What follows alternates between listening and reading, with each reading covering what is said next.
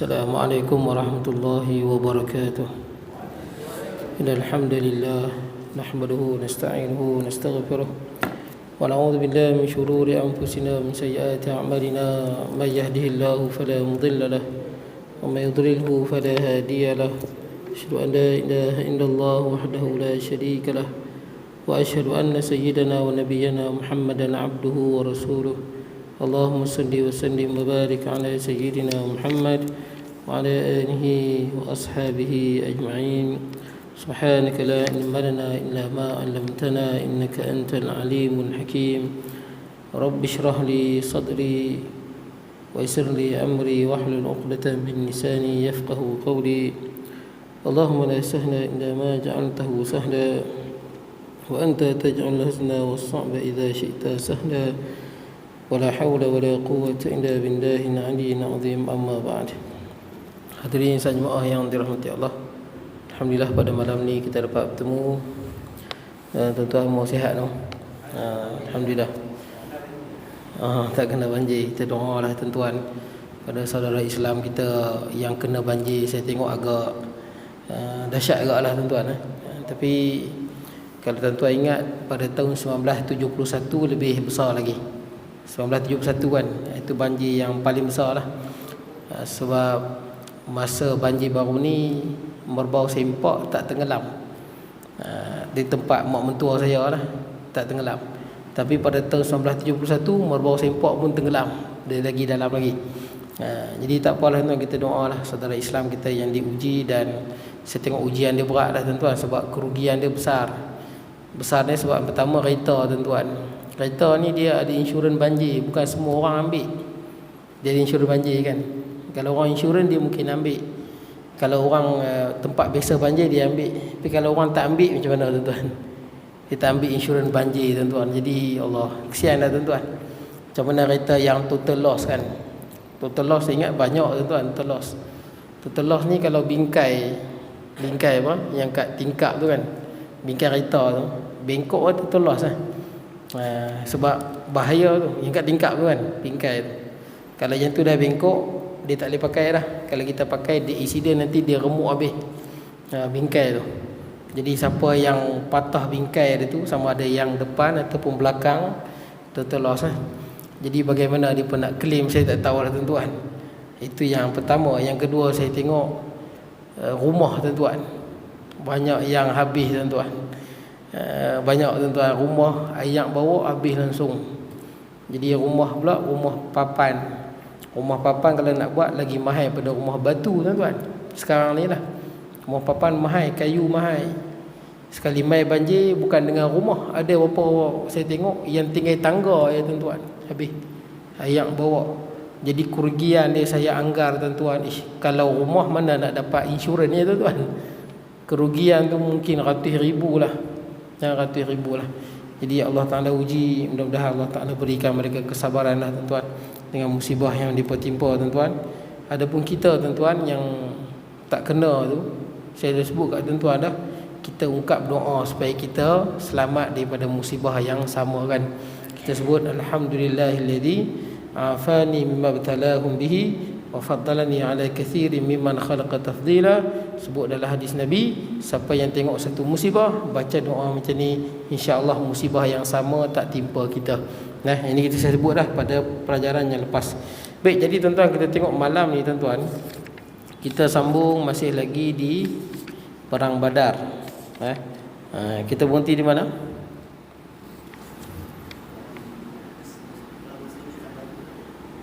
Ya.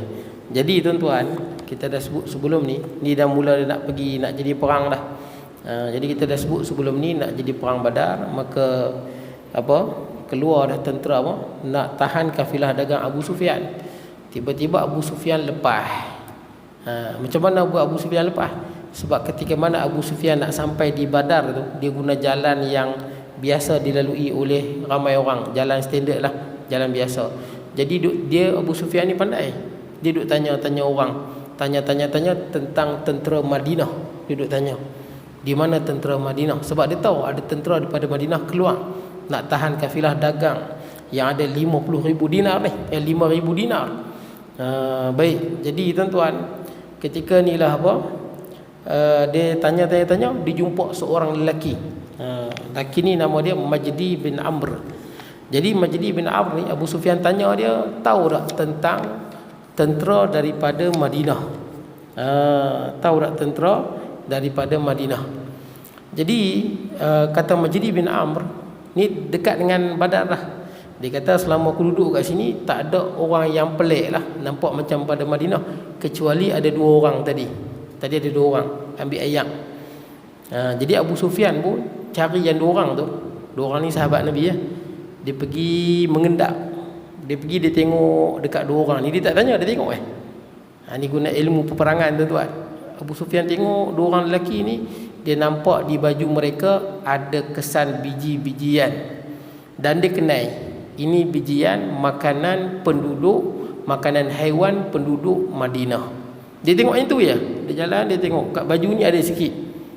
Ini adalah makanan haiwan bagi penduduk Madinah guna. Jadi bila dia tengok, dia tahu. Maksud dia tentera Rasulullah masih lagi di belakang dia dah depan dah. Maka ketika itulah Abu Sufyan ambil jalan di barat. Ni jalan biasa straight ke Mekah. Dia ambil ke pantai, ke pesisiran laut. Jadi dia pergi ke pesisiran laut. Ketika itulah Abu Jahal hantar surat pada Abu Sufyan hantar surat pada Abu Jahal. Dia bagi tahu dia dah lepas. Hampa keluar ni pun nak selamatkan kafilah dagang. Dan Allah, dia pun sebut Allah juga. Dan Allah telah menyelamatkan kafilah dagang. Bukankah lebih baik hampa balik ya? Itu Abu Sufyan punya cadangan supaya tak jadi peperangan. Dia dah lepas. Bila surat ni sampai dekat Abu Jahal jadi apa? Abu Jahal tengok surat ni, Abu Jahal kata apa? Demi Allah, Abu Jahal sombong. Demi Allah, kita takkan pulang. Padahal dah selamat dah kafilah dagang. Kita takkan pulang sehinggalah kita duduk di Badar selama 3 hari. Kita sembelih haiwan, kita minum arak, kemudian perempuan-perempuan menyanyi untuk kita, supaya seluruh orang Arab tengok apa yang kita buat dan apa yang kita dan perjalanan kita ni. Tu Quran sebut tu. Batara wari'a an-nas. Dia keluar tu pasal apa? Batara maksud dia angkuh, sombong. Keluar kerana sombong. Wari'a an-nas, dan nak menunjuk ke orang. Abu Jahal dah sebut dah, ni nak menunjuk kepada seluruh bangsa Arab, jangan berani mencabar kafir Quraisy. Wa yasuddu an sabilillah, dan dia keluar, dia nak tahan, cegah orang daripada jalan Allah. Jadi Abu Jahal dengan sombong, kita takkan balik, kita duduk di Badar. Jadi ketika inilah datang seorang lelaki yang saya sebut kat tuan-tuan, nama dia Al-Akhnas bin Syari'. Al-Akhnas bin Syari' ini bukan Islam, tapi ini bijak sikit. Dia kata dekat Abu Jahal, kita balik ya, dah tak jadi perang. Jadi jadilah perbezaan pandangan antara Al-Akhnas bin Syari' dengan Abu Jahal. Kemudian Al-Akhnas bin Syari' balik dia punya kaum dia, iaitu Bani Zuhrah, sebanyak 300 orang. Asalnya tentera Quraisy ada 1,300. Kemudian bila Al-Akhnas balik dengan kaum dia Bani Zuhrah, 300 balik ke Mekah, tinggallah 1,000. Bila dia balik, maka ketika inilah Bani Hashim. Bani Hashim ni keluarga Nabi lah. Keluarga Nabi pada Bani Hashim kan. Abdullah bin Abdul Muttalib bin Hashim. Jadi Bani Hashim ni Al-Abbas dan sebagainya, semua nak balik. Tak mau perang, buat apa nak perang. Tapi Abu Jahal kata, janganlah disebabkan peperangan ni kita berpecah belah. Jadi Abu Bani Hashim pun tak jadi balik lah. Baik. Jadi tuan-tuan, bila tak jadi balik, ketika ni lah tuan-tuan, Rasulullah dengan para sahabat bincang. Orang kafir tak mau balik lah. Jadi para sahabat, Rasulullah dengan para sahabat bincang, kita nak buat apa? Sebab kafilah dagang dah lepas. Yang ada musuh, yang ada 1,000 orang dengan penuh kelengkapan. Jadi buat mesyuarat tergempar. Kita ke mana mesyuarat tuan-tuan, Rasulullah dengan semangat, Rasulullah mengisyaratkan supaya terus mara ke Badar. Terus mara ke Badar dengan keberanian, semangat kepahlawanan. Jadi pergi juga ke Badar dengan semangat yang membara. Jadi bila Rasulullah bagi pandangan macam tu, ada di kalangan sahabat Nabi yang yang rasa tak berkenan tuan-tuan nak pergi perang. Tak suka. Sebab apa? Sebab keluar dengan kelengkapan yang sikit untuk tahan kafilah dagang. Tiba-tiba nak lawan tentera yang ada 1000 orang dengan penuh kelengkapan, tuan-tuan. Jadi ada sebahagian yang yang macam kurang setujulah, tuan-tuan, sebab lari daripada matlamat asal. Jadi seperti mana dalam ayat Quran surah Al-Anfal, Allah Taala sebut, kama akhraja rabbuka min baitika bil haqq wa inna fariqan minal mu'minina lakarihun. Seperti mana wahai Muhammad, ketika mana Tuhanmu telah mengeluarkan kamu daripada rumah kamu ke medan Badar dengan kebenaran, dan sebahagian daripada orang yang beriman lakarihun, tidak menyukainya sebab nak berperang ni. Baik. Jadi tuan-tuan, ketika jadi macam ni, maka Rasulullah bagi pandangan dan Rasulullah minta pandangan para sahabat. Maka bangunlah Sayyidina Abu Bakar. Sayyidina Abu Bakar dengan semangat, terus kita pergi ke depan, maju ke depan. Kemudian bangkit pula Sayyidina Umar pun sama, radhiyallahu anhuma. Kita bangun, bangkit, terus maju ke depan, jangan berunduk. Kenapa Rasulullah tak mau berunduk? Sebab kalau berunduk, Badar ni dia di antara Mekah dengan Madinah. Jadi kalau orang kafir duduk di situ bermahaja rela, yang pertama dia ada kesan dari segi politik. Orang tengok nampak tentera Arab Madinah dan Arab lain tak berani dengan apa yang dilakukan oleh Abu Jahal. Dari segi politik, orang nampak musyrikin Mekah kuat, boleh kontrol laluan perdagangan. Itu yang pertama. Yang kedua, boleh juga menyebabkan hati umat Islam yang berada di Madinah ni rasa cemas. Boleh jadi tentera Abu Jahal ni dia tak berhenti di Badar, dia pergi terus ke Madinah. Siapa tahu, kalau lawan di Madinah, kalah di kota Madinah, kesan dia lebih berat. Lebih baik kita berperang di luar Madinah daripada kita berperang di kawasan Madinah. Baik. Jadi tuan-tuan, bila bangkit Sayyidina Abu Bakar dengan Sayyidina Umar, dua ni dah bangkit, tapi Rasulullah tak puas hati lagi. Rasulullah tanya lagi. Maka bangkit seorang pemuda daripada Muhajirin juga, iaitu Miqdad bin Amr al-Aswad. Miqdad bangun pun sama, tapi Miqdad ni pun Muhajirin juga, bukan Ansar. Sama dengan Abu Bakar dengan Sayyidina Umar. Jadi Miqdad bangun, Miqdad pun sama. Miqdad kata, wahai Rasulullah, majulah terus. Kami tidak akan berkata seperti mana Bani Israel kata kepada Nabi Musa, yang mana Bani Israel bila diajak perang bebaskan Palestin, Bani Israel kata, izhab anta wa rabbuka faqatila inna hahuna qa'idun. Jadi Bani Israel kata kat Nabi Musa, wahai Musa, hang pergilah dengan Tuhan hang pergilah jihad, kami duduk sini rehat. Jadi kata Miqdad bin Amr, kami takkan sebut lagu tu. Majulah Rasulullah, kami takkan sebut seperti mana Bani Israel sebut. Bahkan kami akan sebut, wahai Rasulullah, majulah, pergilah dengan Tuhanmu, berjihadlah, kami tetap bersama denganmu, sekalipun engkau bawa kami ke dalam lembah perigi yang gelap, kami tetap bersamamu berjihad. Tapi Rasulullah tak puas hati lagi, sebab belum lagi mendapat pandangan daripada kaum Ansar. Sedangkan Ansar ni paling ramai.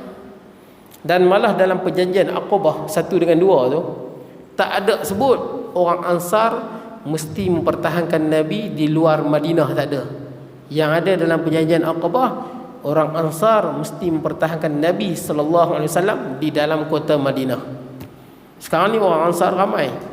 Dan saya sebut kat tuan-tuan, Muhajirin tak ramai. Muhajirin dalam 82 ke 86 yang ikut perang Badar. Ada pun orang Ansar ramai. Khazraj ada 170, Aus ada 61, ramai tuan-tuan, 200 lebih. Ketika Rasulullah minta lagi pandangan, ketika inilah pemimpin Ansar, nama dia Sa'ad bin Mu'az, dia rasa macam Rasulullah tuju kat kita lah, kaum Ansar ni. Kata, demi Allah wahai Rasulullah, seolah-olah engkau maksudkan kami. Maka Sa'ad bin Mu'az pun bangun, bagi lagi semangat, majulah wahai Rasulullah, kalaulah di antara kami dan kamu adanya lautan yang luas, kemudian kau terjun menyerbangi, kami juga terjun bersamamu wahai Rasulullah. Jadi semangat tuan-tuan. Jadi bila dengar je kata Sa'ad bin Mu'az, Rasulullah pun rasa tenang hati, maka bergeraklah tuan-tuan. Baik. Jadi bila dah bergerak tuan-tuan, Rasulullah melakukan intipan. Kita di sini tuan-tuan buat intipan. Siapa nak mengintip tuan-tuan? Sebab mana kita tahu tuan? Bukan intifan. Intifan ni kita dah buat dah. Yang mana kita dah bincang dah. Yang mana Rasulullah pergi dengan Sayyidina Abu Bakar kan, pergi intip. Lepas ni demi 2 minggu lepas kita bincang dah. Rasulullah pergi intip. Rasulullah tanya seorang tua kan, tanya berkenaan dengan kekuatan Quraisy. Tapi orang tua tu kata kat Rasulullah sallallahu alaihi wasallam, aku takkan cakap bagi tahu kecuali hampa bagi tahu dulu hampa daripada mana? Hampa daripada Madinah ke daripada Mekah? Kemudian kata Nabi sallallahu alaihi wasallam, demi Allah, hang bagi tahu maklumat, kami bagi tahu kami daripada mana. Dan orang tua tu pun percaya.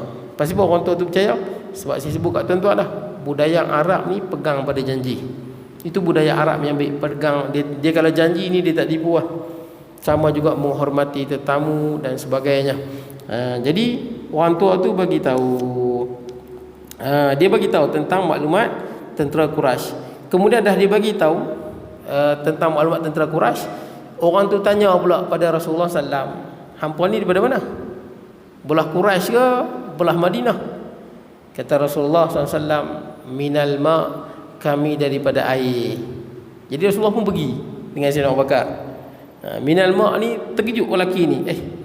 Mak ni, orang tua ni terkejut. Mak ni, adakah mak di Iraq? Di Iraq ada tempat nama mak, air. Adakah itu maksud dia? Tapi yang dimaksudkan oleh Rasulullah sallallahu alaihi wasallam, minal ma' ni daripada air apa? Air mani. Nahnu minal ma', kami daripada air mani. Betul lah kita dijadikan daripada air mani. Itu double meaning tuan-tuan. Double meaning. Baik tuan-tuan. Jadi bila Rasulullah dah dapat maklumat, kekuatan mereka lebih kurang 1000. Sebab mereka sembelih unta sehari, unta 9 ke 10. Rasulullah dengar dapat maklumat lah. Sembelih unta sehari seekor, 9 ke 10 ekor sehari dia sembelih. Maka Rasulullah dah tahu kekuatan mereka lebih kurang 1000. Baik. Jadi tuan-tuan, kita berada mencari di kedudukan yang lebih strategik. Jadi ramailah daripada 1000. Ketika inilah Rasulullah mencari kedudukan yang lebih strategik antara Rasulullah dengan Quraisy. Quraisy yang penting kedua-duanya berada di Badar. Baik tuan-tuan, kita tengok qala musannifu rahimahullahu taala wa nafa'na bi ulum fid darain, kata barang Rasulullah membawa pasukannya ke mata air Badar agar sampai lebih dahulu daripada pasukan Quraisy. Jadi mata air tuan-tuan, kawasannya strategik. Tujuan mereka ialah menghalang orang-orang Quraisy untuk menguasai mata air, supaya mata air Quraisy, mata air tu Badar tidak dikuasai oleh pasukan Quraisy. Pada petang itu mereka tiba di mata air Badar. Al-Hubab bin Al-Munzir tampil ke hadapan seperti seorang penasihat tentera sambil berkata, bila dah sampai dekat dengan perigi Badar tu, mata air Badar tu, maka Hubab bin Munzir pergi pada Nabi sallallahu alaihi wasallam dan dia bagi pandangan. Dia berkata, wahai Rasulullah, bagaimana pendapat engkau tentang keputusan berhenti di tempat ini? Apakah ini tempat berhenti yang dimaksudkan Allah kepada engkau? Jika begitu keadaannya, maka tidak ada pilihan untuk pergi atau mundur ke tempat lain, ataukah ini hanya pendapat siasat dan taktik perang?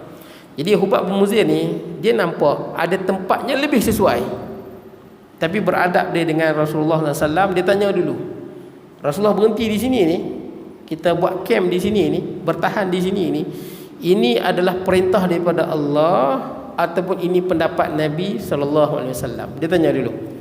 Beradab. Baik, baginda menjawab, ini adalah pendapatku, siasat dan taktik perang ini pendapatku, inilah cara taktik perang aku. Barulah Hubab bagi pandangan.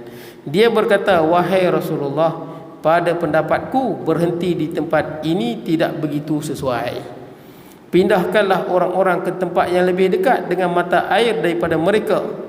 Kita berhenti di tempat itu dan kita timbus kolam-kolam di belakang mereka.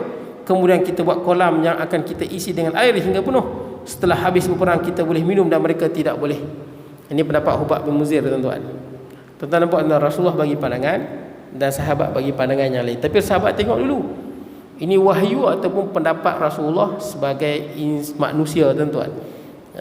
Sebab tu tuan-tuan, saya bagi satu contoh kat tuan-tuan. Ketika mana Rasulullah sampai di kota Madinah, dan Madinah ni terkenal dengan tempat yang subur sampai hari ni, subur dengan kurma. Bila Rasulullah sampai di Madinah, Rasulullah tengok orang Arab Madinah, kaum Ansar, dia buat pendebungaan tamar kan, pokok jantan dengan pokok betina kan, supaya lagi banyak buah dia. Di Mekah dia pun tak buat macam tu. Di Mekah tak buat. Rasulullah tak pernah tengok orang Mekah buat. Dan di Mekah pun hasil dia tak banyak, sikit. Jadi Rasulullah bila tengok sahabat dia yang berada di Madinah buat macam tu, maka Rasulullah sallallahu alaihi wasallam mengatakan lebih baik dia berbiak ya. Rasulullah katakan lebih baik, tak perlulah buat pendebungaan tamar tu, pokok jantan, pokok betina. Jadi bila Rasulullah sebut ni di belakang. Dia tengah buat, Rasulullah sebut di belakang. Jadi ada sahabat yang dengar, sampaikan. Rasulullah kata mungkin lebih baik biar je, tak perlu buat pendebungaan kahwin pokok. Jadi tuan-tuan, cukup setahun hasil dia jatuh, merudu, tidak banyak jatuh. Maka berita ni disampaikan kepada Nabi sallallahu alaihi wasallam. Maka kata Rasulullah sallallahu alaihi wasallam, antum a'lamu bi umuri dunyakum, kamu ni lebih tahulah pasal urusan kehidupan kamu. Dalam urusan agama kita ambil dalam Quran, dalam hadis, dan apa yang diajar tuan-tuan dalam syarak tuan-tuan. Adapun dalam urusan dunia tuan-tuan, nak repair motor, repair kereta ke, kita nak buat rumah, tanya pakar lah tuan-tuan, ahli dia. Sebab tu tuan-tuan, menurut Ibnu Khaldun ni ulama sejarah terkenal lah tuan-tuan. Dalam Islam ni antara sejarawan terkenal adalah Ibnu Khaldun rahimahullah. Ibnu Khaldun ketika mana dia menghuraikan cerita tentang hadis Nabi kan, madu, betul tak? Kemudian apa? Madu Quran sebut. Habatus sauda, ayat kecil unta kan, ayat kecil unta. Orang kecil unta yang ada orang minum hilang sakit perut. Habatus sauda. Kemudian ada lagi benda lah tuan-tuan, aloe vera Rasulullah sebut dalam apa? Sobir, aloe vera Rasulullah sebut dalam hadis. Kata Ibnu Khaldun, apa yang Rasulullah sebut ni bukanlah daripada wahyu, tapi apa yang Rasulullah sebut ni adalah pendapat Rasulullah sebagai insan Arab yang berada di tanah Arab. Jadi Rasulullah bagi pandangan seperti mana dalam kisah ni. Rasulullah bagi pandangan, kemudian Hubab bin Munzir bagi pandangan, Rasulullah terima pandangan. Rasulullah terima pandangan, engkau telah memberi buah fikiran yang tepat, kata kepada Hubab bin Munzir. Dan saya sebut kat tuan-tuan dah, Nabi SAW adalah manusia yang paling banyak mengetahui perkara gaib, tapi bukan semua. Yang mengetahui perkara gaib semua tuan-tuan mutlak hanyalah Allah. Alimul ghaibi wasyahadah, fala yuzhiru ala ghaibihi ahada illa man irtada min rasul. Itu kena ingat. Yang tahu perkara gaib hanyalah Allah. Dan Rasulullah tahu perkara gaib sekadar apa yang Allah wahyukan kepada Nabi sallallahu alaihi wasallam. Jadi itu pendapat Ibnu Khaldun, pendapat Ibnu Khaldun. Baik, kemudian maka Rasulullah SAW memindahkan pasukannya supaya jarak mereka dengan mata air lebih dekat berbanding dengan pihak musuh. Hampir seluruh daripada malam itu digunakan untuk membuat kolam air bagi mereka dan menimbus kolam-kolam lain. Jadi malam tu dia pergi dekat sikit, ada kolam yang dekat dengan pasukan Quraisy, dia timbus. Ni medan Badar, kat sini dia bertimbus, dia buat kolam air kat sini. Dia tarik air sana masuk ke kolam air dia pun. Jadi kolam air itu berada di tepi belakang dia lah. Baik. Jadi tuan-tuan, ketika orang-orang muslim berhenti di tempat yang dimaksudkan, iaitu berdekatan dengan mata air, maka Sa'ad bin Mu'az memberi pendapat kepada Nabi sallallahu alaihi wasallam, bagaimana sekiranya orang muslim membuat tempat khusus bagi baginda untuk menjadi pemimpin. Ini secara tidak langsung dapat mengatasi serangan yang mendadak serta kemungkinan jika mereka terdesak dan sebelum memastikan kemenangan. Jadi waktu tengah buat semua ni, Sa'ad bin Mu'az dibagi pandangan. Dia kata kita buat kemah komander tuan-tuan di belakang pasukan. Buat kemah supaya Rasulullah duduk di situ. Sebab tak tahu lagi perang ni 300 lawan dengan 1000. Jadi Rasulullah duduk di belakang sebagai komander yang menguruskan pasukan. Baik, dia berkata, kata Sa'ad bin Mu'az, wahai Nabi Allah, bagaimana jika kami membuat sebuah kemah bagi engkau dan kami siapkan kenderaan bagimu, siap kemah dan kenderaan, kemudian biarkan kami menghadapi musuh. Jika Allah memberikan kemenangan kepada kita, maka memang itulah yang kita hendaki. Tetapi jika sebaliknya, maka engkau boleh duduk di atas kenderaan dan orang-orang boleh menyusul di belakang. Maksud dia kalau kalah. Kalau tentera Islam kalah, habis tuan-tuan, maka bolehlah Rasulullah dengan beberapa orang sahabat yang berbaki naik pulang ke Madinah. Sebab apa dia disebut ni tuan-tuan? Di sana dalam Quran sebut tuan-tuan, dalam peperangan, bila peperangan gitu kita tengok memang kita dah, kalau teruskan peperangan hanya menyebabkan kerugian bagi kita tuan-tuan. Maka itu lebih baik kita berunduk tuan-tuan. Mutahayyizan ila fi'atin, dalam Quran sebut. Memang perang ni dia pergi serang patah balik, serang patah balik. Dia memang macam tu, dia bukan pergi macam tu. Dia susun balik strategi. Itu peperangan tuan-tuan. Perang nanti masing-masing patah balik. Kemudian rancang balik strategi nak serang ke mana, belah kanan ke kiri, siapa ubah tempat kanan kiri, depan belakang, posisi peperangan. Jadi dalam Quran sebut mutahayyizan ila fi'atin. Kita perang pergi, kemudian patah balik, mungkin dapatkan bantuan, sampaikan maklumat dan sebagainya. Jadi kata Sa'ad bin Mu'az, kalau hancur, kalah peperangan ni, Rasulullah boleh naik kenderaan pulang dengan beberapa orang sahabat yang berbaki. Di sana masih terdapat beberapa orang yang tidak bergabung bersama kami. Sebab apa? Di Madinah tu ramai lagi sahabat yang tak ikut. Pasal apa tak ikut? Sebab waktu Rasulullah keluar, Rasulullah kata nak tahan kafilah dagang yang kekuatannya hanya 40 orang. Jadi bila sahabat Nabi dah 313, tak perlulah ramai sangat. Pasal nak tahan kafilah dagang, bukan nak perang. Jadi ramai lagi sahabat beribu yang berada di Madinah. Jadi kata Sa'ad bin Mu'az, ramai lagi sahabat yang berada di Madinah. Wahai Nabi Allah, mereka lebih mencintai engkau daripada cinta kami kepada engkau. Tawaduk Sa'ad bin Mu'az. Sa'ad bin Mu'az kata, wahai Rasulullah, tu sahabat-sahabat yang berada di Madinah tu, yang tak ikut sertai tu, lebih mencintaimu daripada kami mencintaimu, wahai Rasulullah. Baik. Jika mereka menganggap engkau harus menghadapi perang, tentu mereka tidak akan pergi dari sisi engkau. Kata Sa'ad bin Mu'az, kalaulah mereka yang di Madinah tu tahu keluar ni akan jadi perang, bukan berhadapan dengan kafilah dagang, pasti semua akan ikut. Takkan biar Rasulullah sallallahu alaihi wasallam. Allah pasti akan membela engkau bersama mereka, memberikan nasihat kepada engkau dan berjihad bersama engkau. Maksud dia Sa'ad bin Mu'az, kalaulah tentera ni hancur, kalahlah tuan-tuan. Ini kata plan B tuan-tuan. Plan B. Ada plan A, plan B. Itu kita kata dalam hidup dia kena ada apa? Panggil strategi tuan-tuan. Kalau kita tak ada strategi, memang kita kalah, walaupun kita betul tuan-tuan. Kita perang, kita tak ada strategi tuan-tuan. Strategi pun tak ada, main serang buta tuan-tuan. Kita patutnya kita tengok dulu mana ada jalan samar ataupun kawasan bukit-bukit, ada sniper, kena tahu semua tu. Nanti mungkin musuh boleh serang ke belakang, artileri musuh main tembak daripada mana, kena tahu semua. Kalau kita tak pakai yang tu tuan-tuan, kita pergi serang tuan-tuan, serang buta tuan-tuan, memang kalah lah tuan-tuan. Kata Sayyidina Ali radhiyallahu an, yang selalu saya sebut, Sayyidina Ali sebut, al-haqqu bila nizam yaghlibuhu al-batil bin nizam. Memang betul lah tuan-tuan. Kebenaran yang tidak disusun, tidak teratur, tidak sistematik, tidak tersusun tuan-tuan, kukuh, akan dikalahkan oleh kebatilan yang tersusun rapi tuan-tuan. Itu yang berlaku kat dunia tuan-tuan. Bila tentera Islam, kita kekurangan senjata, kekurangan kemampuan, kekurangan strategi tuan-tuan, menyebabkan kita kalah sekalipun kita di pihak yang benar. Baik, jadi tuan-tuan, ini plan B tuan-tuan.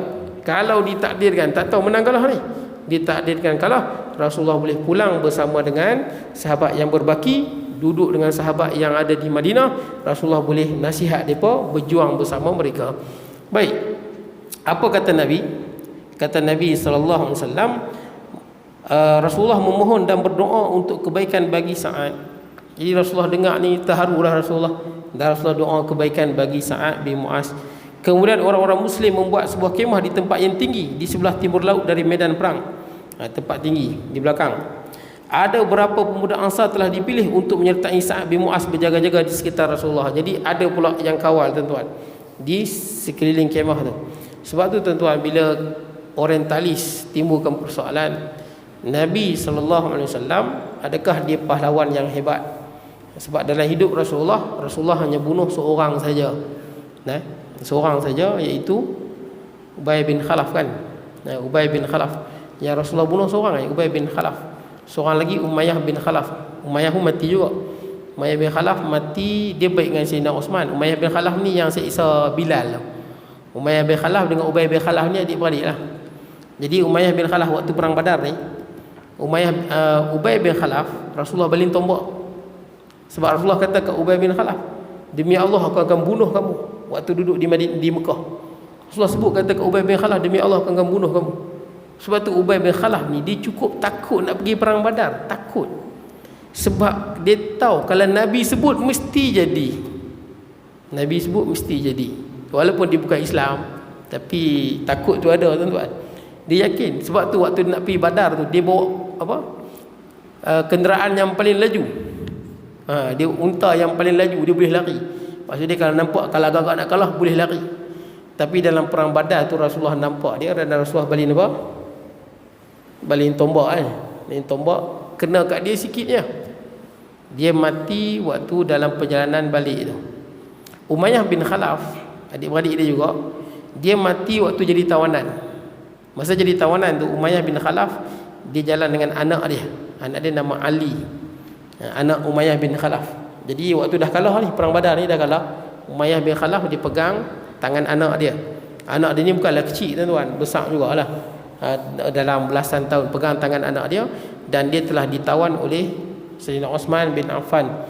Jadi tentera Islam ni dia boleh bagi jaminan keamanan. Jaminan keamanan, orang tak boleh apa-apa kan. Jadi Sayyidina Osman pegang Umayyah dengan anak dia Ali ni. Tiba-tiba Bilal nampak. Bilal kan Umayyah dulu siksa Bilal teruk. Jadi bila Bilal nampak Umayyah sedang berjalan dengan Sayyidina Osman, Umayyah serang Umayyah bin Khalaf. Kata Sayyidina Osman, jangan serang Bilal, ni aku dah bagi jaminan keamanan pada dia. Tapi tetap juga Bilal serang. Dan Bilal sebut, wahai orang beriman, aku tidak akan aman selagi mana Umayyah bin Khalaf hidup. Maka dia perserang, bunuh Umayyah bin Khalaf. Matilah dia, tuan-tuan. Tapi Umayyah bin Khalaf ni memang jahat lah. Dia siksa Bilal dengan siksaan yang sangat teruk. Umayyah bin Khalaf. Baik, jadi tuan-tuan, kalau orang tanya kenapa Rasulullah, adakah Rasulullah pahlawan yang hebat? Ya, kita jawab pahlawan yang hebat. Dia bunuh berapa orang? Dia bunuh seorang saja. Jadi macam mana kita nak sebut pahlawan yang hebat? Tuan-tuan, dia bila dalam peperangan ni, tuan-tuan, orang bukan tengok bunuh banyak orang. Orang tengok bagaimana pemimpin itu menyusun strategi, tuan-tuan. Semua peperangan. Kenapa Genghis Khan terkenal, betul tak? Padahal Genghis Khan ni dia komander, betul tak? Bukan pergi potong kepala orang. Genghis Khan kenapa dia hebat? Hulagu Khan kenapa hebat, tuan-tuan? Sebab dia berjaya mengumpulkan tentera yang sangat kuat, strategi yang sangat ampuh. Jatuh habis kerajaan-kerajaan dunia, jatuh sampai kerajaan Islam pun jatuh, tuan-tuan. Walaupun dia bukan infanteri. Kalau ikutkan dalam peperangan, yang paling banyak bunuh orang infanteri, dia tembak, betul tak? Ataupun sniper, ataupun artileri, betul tak? Dia tembak kok jauh, ataupun yang bawa jet berjuang tu. Tapi orang tak tengok tu. Orang tengok komander dia, tuan-tuan. Bijak di seluruh strategi, tuan-tuan. Hatta kita tengok bila Amerika serang Iraq, memanglah tentera Iraq tu jahat lah. Tapi yang kita nampak kepala dia siapa? George Bush, ya? Betul tak? Dia punya strategi dia macam mana? Macam mana strategi dia mengalahkan tentera Islam. Sama juga Israel bila bunuh umat Islam di Palestin. Memang kita tahu tentera dia jahat, tuan-tuan, zalim. Tapi yang lagi jahat kepala dia tu lah. Moshe Dayan ni, Moshe Dayan dulu kan, kejam. Mati dah Moshe Dayan. Dia Moshe Dayan ni antara panglima perang apa Israel yang kejam lah. Dia tutup mata sebelah, dia tutup belah kanan, ditiru macam Dajjal, tuan-tuan. Belah kanan tutup. Moshe Dayan mati lah. Ariel Sharon, betul tak? Ni muka nama-nama jahat, tuan-tuan. Dia pun ni lah yang berpengalaman, yang apa, ada peranan besar dalam menyembelih umat Islam, terutama pada tahun 1982 kan, Syabra Syatila, orang perempuan dengan kanak-kanak yang disembelih oleh Ariel Sharon dengan tentera dia. Makna dia kemenangan sesuatu tentera, tuan-tuan, bergantung pada komander dia, bukan paling banyak bunuh orang. Orang tak tengok, tuan-tuan, nak kira bunuh orang banyak infanteri lah, sniper ke. Tapi orang tengok pimpinan tentera. Turun satu batalion tentera, dia tengok siapa ketua di situ. Bijak dia mengurus batalion dia sampai boleh menang. Orang tengok tu. Waktu perang Mu'tah, ingat tak perang Mu'tah? Yang apa? Meninggalnya Zaid bin Harithah, Abdullah bin Rawaha. Kemudian apa? Tiga orang sahabat Ja'far bin Abi Talib tu korban. Jadi bila naik Khalid al-Walid dan berjaya menyelamatkan sahabat yang ada 3,000 daripada Rom, masa tu tentera Rom 200,000. Orang tengok Khalid al-Walid dan Rasulullah pun sebut pedang telah diserahkan kepada Saifullahil Maslul, pedang Allah yang terhunus, iaitu Khalid al-Walid, dan dia berjaya pulang, bawa kemenangan dan pulang semula ke Madinah. Jadi tuan-tuan, Rasulullah pahlawan yang hebat, komander yang hebat. Kehebatan tu tak tengok banyak mana bunuh orang, tapi tengok bagaimana dia berjaya satukan hati umat Islam menjadi satu tumpukan tentera yang sangat kuat. Kalau tuan-tuan rajin-rajin, tuan-tuan bacalah tentang Temujin, tuan-tuan. Temujin ni hula Quran lah, hula Quran. Saya agak kagum lah dengan bila baca pasal Temujin tu, saya kagum. Dia bukan Islam pun. Sebab Genghis Khan tu. Genghis Khan. Sebab apa? Temujin ni ataupun Genghis Khan ni, asalnya dia apa? Asalnya orang apa? Tatar ni, orang Mongolia lah. Dia satu bangsa yang sangat lemah, selalu dipijak-pijak oleh bangsa lain.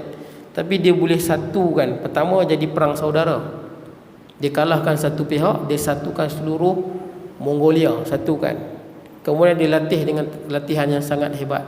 Bila dah hebat, tuan-tuan, dia berjaya mengalahkan banyak kerajaan, tuan-tuan, di dunia ni, sampai kerajaan Islam.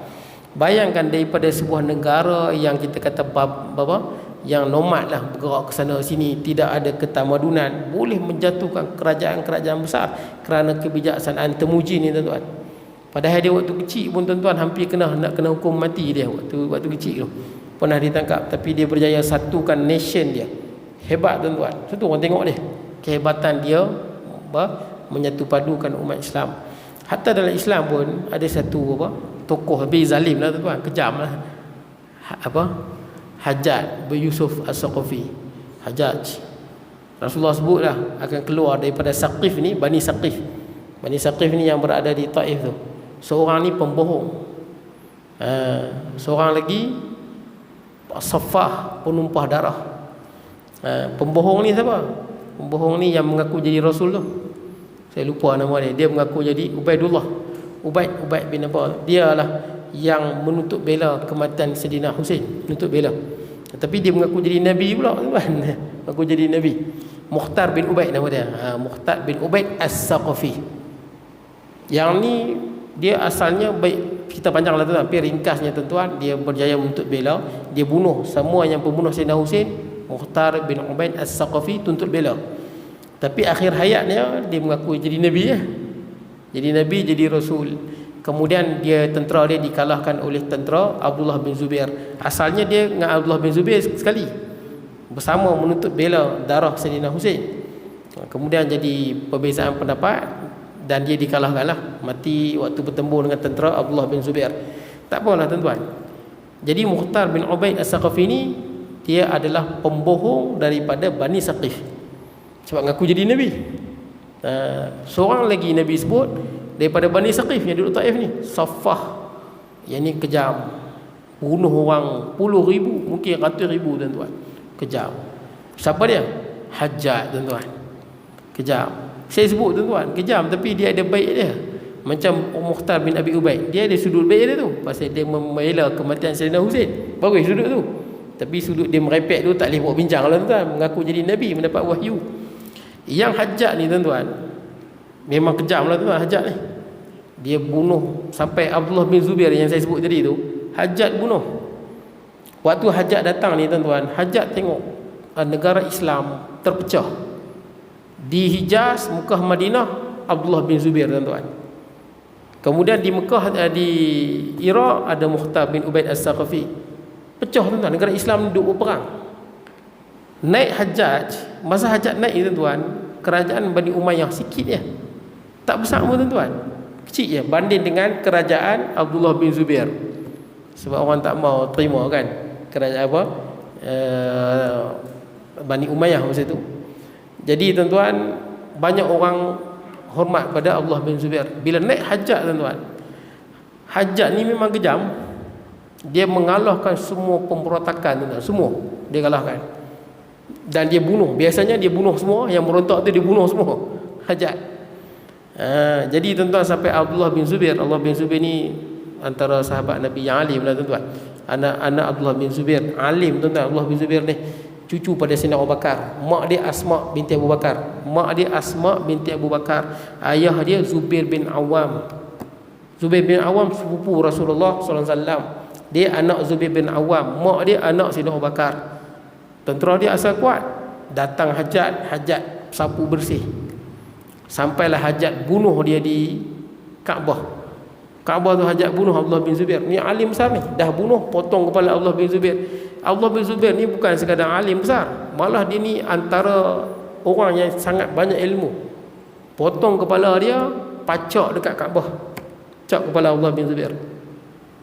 Oh, sakan lah tuan-tuan. Siapa dia? Hajat ni. Bila dia pacak kepala Abdullah bin Zubair di situ, kemudian Asma datang. Asma, mak pada Abdullah bin Zubair lah, anak Sayyidina Abu Bakar. Dia marah, mencela Hajjaj, apa yang Hajjaj buat. Kemudian tuan-tuan kata Hajjaj kata, wahai ibu. Hajjaj hormatlah Asma binti Abu Bakar. Wahai ibu, anakmu dengan aku berebut ke tempat tu. Maksudnya siapa yang berkuasa. Kalau kepala dia tak berada di situ, kepala aku ada kat situ. Hajjaj dia pandai bahasa. Tapi Hajjaj ni tuan-tuan, dengan kejam dia tu, kejam, dia bunuh, hatta ulama pun dia bunuh. Sa'id bin Jubair, ulama tafsir terkenal tuan-tuan, itu orang yang terakhir dia bunuh, dan last sekali dia pun matilah tuan-tuan. Tapi Hajjaj bin Yusuf ni tuan-tuan, yang kita kagum itu, dia boleh satukan tentera Bani Umayyah ni menjadi satu kesatuan yang sangat kuat, yang tak pernah orang buat macam dia. Dan dia boleh kalahkan semua pemberontakan. Bila kalah semua tuan-tuan, tidak ada lagi peperangan sesama umat Islam, kerana bijaknya Hajjaj dalam menyusun strategi. Hebatlah tuan-tuan. Tapi dia punya zalim memang zalim lah tuan-tuan. Tak boleh buat bincang zalim lah Hajjaj. Cuma dia bagaimana dia di akhirat tuan-tuan, wallahu alam lah. Sebab dia orang yang sangat cinta pada Al-Quran. Masa dia mati pun duit dia ada berapa dirham. Duit dia banyak dia buat masjid, tahfiz, bagi dekat orang hafal Quran. Itu Hajjaj bin Yusuf As-Saqafi. Dia juga antara orang yang mengarahkan dalam Quran ni bubuh barisan. Ini Hajjaj bin Yusuf As-Saqafi. Kita boleh baca ni, dia arahkan bubuh baris tuan-tuan. Dia arahkanlah, bukan dibubuh, dia arahkan. Hajjaj dia orang yang cinta pada ahli Al-Quran. Bagaimana di akhirat wallahu alam. Dia orang yang Nabi sebut saffah, menumpahkan darah. Tapi di tangan dia bersatunya umat Islam di bawah daulah Umayyah. Baik tuan-tuan, kemudian kita sambung tuan, kita ada lagi sikit, lagi 2 minit. Jadi tuan-tuan, persiapan pasukan. Kemudian Rasulullah SAW mempersiapkan pasukan berkeliling di sekitar kawasan yang akan dijadikan tempat pertempuran. Baginda menunjukkan jarinya ke suatu tempat sambil bersabda. Ini Allah Ta'ala bagi wahyu kat Nabi Muhammad SAW. Rasulullah tunjuk kat situ. Rasulullah tak tahu, melainkan dengan apa yang Allah Ta'ala beritahu. Ingat, yang mengetahui perkara ghaib hanya Allah. Qul la ya'lamul ghaiba fi apa? Qul la ya'lamul ghaib as-samawati wal ard illa Allah. Tidak ada perkara orang yang mengetahui perkara ghaib ni kecuali Allah. Qul la ya'lamul ghaib, tak ada siapa yang mengetahui ghaib. Qul la ya'lamu man fis samawati wal ardil ghaiba illa Allah. Ayat ni. Katakanlah wahai Muhammad, tidak ada orang yang mengetahui perkara ghaib, sama ada orang tu duduk dekat langit ke bumi, illa Allah, kecuali Allah. Yang ni yang Allah Ta'ala buka bagi Nabi sallallahu alaihi wasallam. Rasulullah tunjuk, ini tempat kematian fulan bin fulan, insya-Allah. Nabi tunjuklah, ini tempat mati fulan bin fulan. Kemudian Rasulullah tunjuk lagi, ini kematian fulan bin fulan. Rasulullah tunjuk tempat-tempat yang mana Allah Ta'ala wahyukan, di mana tempat mati musuh-musuh Islam. Pada malam itu baginda lebih banyak mendirikan sembahyang di pangkal pokok yang tumbuh di sana. Malam tu Rasulullah, isu nak perang ni, malam ni Rasulullah bermunajat. Sedangkan orang-orang Muslim tidur dengan tenang sekali. Adapun orang Islam tidur tenang. Seolah-olah mereka dapat menyinari angkasa menjadi bumbung bagi mereka pada malam itu. Orang Islam tuan-tuan tidur penat tuan-tuan. Kan sebut tadi dia gali apa? Gali satu semalaman, dia gali kolam untuk mengalirkan perigi Badar. Air sana dia alir ke dekat tentera Islam, yang sana dia kambui. Kemudian dia tidur. Mereka begitu yakin untuk menghadapi hari esok. Malam itu mereka berehat dengan secukupnya, dengan harapan esok mereka akan menerima berita gembira dari Allah. Firman Allah, Ini Allah Ta'ala sebut cerita rahmat yang Allah Ta'ala turun pada para sahabat. Kata Allah Azza wa Jal, idh yughashshikumun nu'asa amanatan minhu wa yunazzilu 'alaikum minas samaa'i ma'an liyutahhirakum bih wa yudhhiba 'ankum rijza asy-syaitani wa liyarbita 'ala qulubikum wa yuthabbita bihil aqdam. Ingatlah ketika Allah menjadikan kamu mengantuk sebagai satu pententeraman darinya. Sama juga perang Uhud. Lepas perang Uhud kan sahabat kalah amat korban, Allah Ta'ala jadikan mengantuk, tuan-tuan. Sebab nak bagi tenteram, tuan-tuan, hati ni. Sebab tu kadang-kadang kita kalau susah hati ke apa, bila kita tidur, tenang Ustaz, betul tak? Tidur Ustaz supaya kita boleh lupa, tuan-tuan. Kita susah hati ingat macam-macam masalah, kita letak kepala tidur, rasa hilang, tuan-tuan, Ustaz, masalah tu daripada fikiran kita. Jadi Allah Ta'ala jadikan apa? Menjadikan kamu mengantuk. Quran sebut, ketika mana Allah menjadikan kamu mengantuk sebagai satu ketenteraman darinya. Allah Ta'ala bagi ketenteraman. Dan Allah menurunkan kepadamu hujan dari langit untuk mensucikan kamu dengan hujan itu, turun hujan. Tapi ini hujan bukan hujan biasa, hujan rahmat yang ada keberkatan. Dan menghilangkan dari kamu gangguan syaitan, hilang gangguan syaitan, dan untuk menguatkan hati kamu dan memperteguhkan dengannya tapak kaki kamu. Baik, malam itu adalah malam Jumaat, perang pada hari Jumaat. Malam itu malam Jumaat 17 Ramadan 2 Hijrah, sementara baginda telah bertolak pada tarikh 8 atau 12 hari bulan dalam bulan yang sama. Jadi Rasulullah keluar dalam 8 atau 12 hari bulan Ramadan 2 Hijrah. Malam ni malam 17 Ramadan, esok nak perang, tuan-tuan. Baik, habis, tuan-tuan. InsyaAllah akan datang kita sambung musuh memasuki kawasan pertempuran. Musuh memasuki kawasan pertempuran. Jadi kita nampak, tuan-tuan, bukan kita serang, mereka main serang. Mereka main serang, jadi Rasulullah mempertahankan diri. Cukup sekadar, tuan-tuan, saya mohon maaf kalau kurangan dan sebagainya. InsyaAllah kita bertemu lagi 2 minggu. Aqul qawli hadza wa astaghfirullahaladzim li wa lakum. Assalamu alaikum warahmatullahi wabarakatuh. Bismillahirrahmanirrahim. Allahumma ja'al jam'ana hadza jam'ahuma wa tafarraqana ba'da tafarraqa ma'suma la taj'al minna shaqiyyan wa la mahruman wa la matula wa sallallahu alaihi wa ala alihi wa sallam. Alhamdulillah rabbil alamin.